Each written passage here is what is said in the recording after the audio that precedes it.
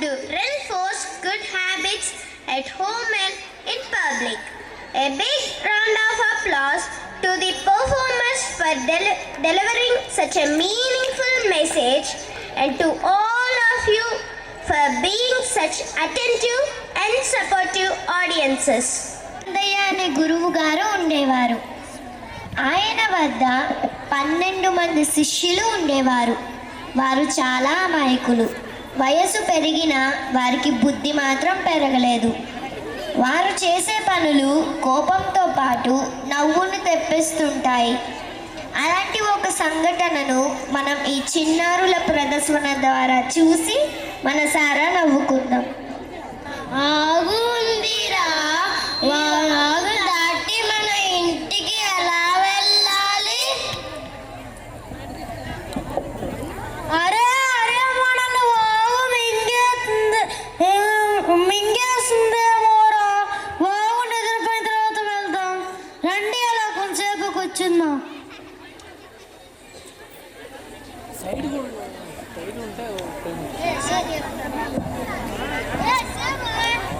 ఈ వాగు ఎప్పుడు నిద్రపోతుందో ఏమో. ఈ వాగు ఎప్పుడు నిద్రపోతుందో ఏమో. అరే నేను వెళ్ళి వాగు నిద్రపోయిందో లేదో చూసి వస్తాను రా. సరేనా?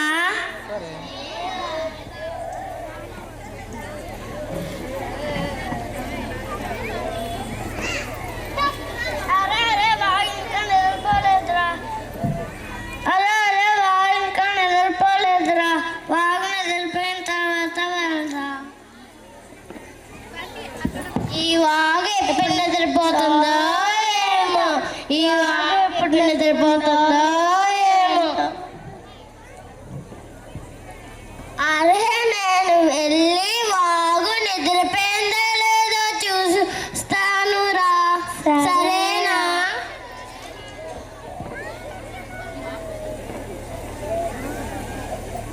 అరే అరే వాగు నిద్రపోయిందిరా. మన ఇంటికి వెళ్ళిపోవచ్చు.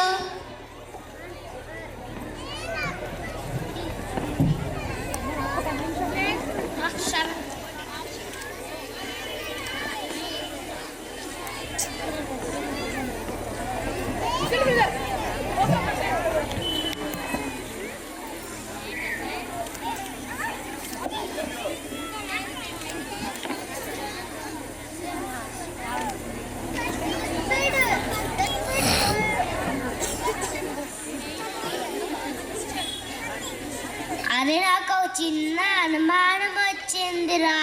మనలో ఎవరినైనా వాగు మింగేసిందేమోరా. ఒకసారి ఇలా నుంచోండి, లెక్క పెడతాను.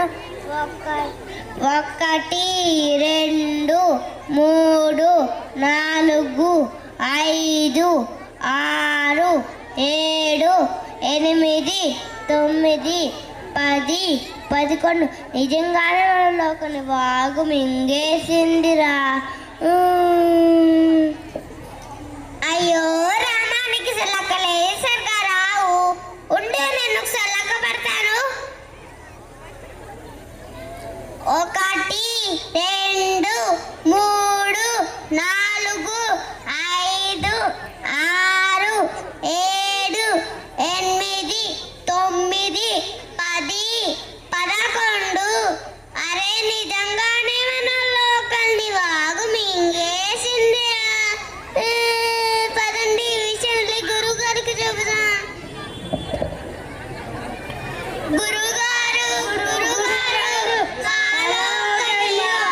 మింగేసింది. గురువుగారు వాగు మింగడం ఏంట్రా? నిజంగానే గురువుగారు. కావాలంటే చూడండి 11 మంది ఉన్నాము. 11 మంది ఉండడం ఏంటి? అలా నిలబడండి, నేను లెక్క పెడతాను. 1 2 3 4 5 6 7 8 9 10 11 12 మంది ఉన్నారు కదరా. లెక్క పెట్టడం అంటే అందరినీ లెక్క పెట్టడం కాదు, మిమ్మల్ని మీరు కూడా లెక్క పెట్టుకోవాలి. అప్పుడే 12 మంది వస్తారు. అర్థమైందా? అర్థమైంది గురువు గారు. మీ అమాయకత్వంతో నన్ను చంపేస్తున్నారు కదరా. పదండి, ఇంటికి వెళ్దాం.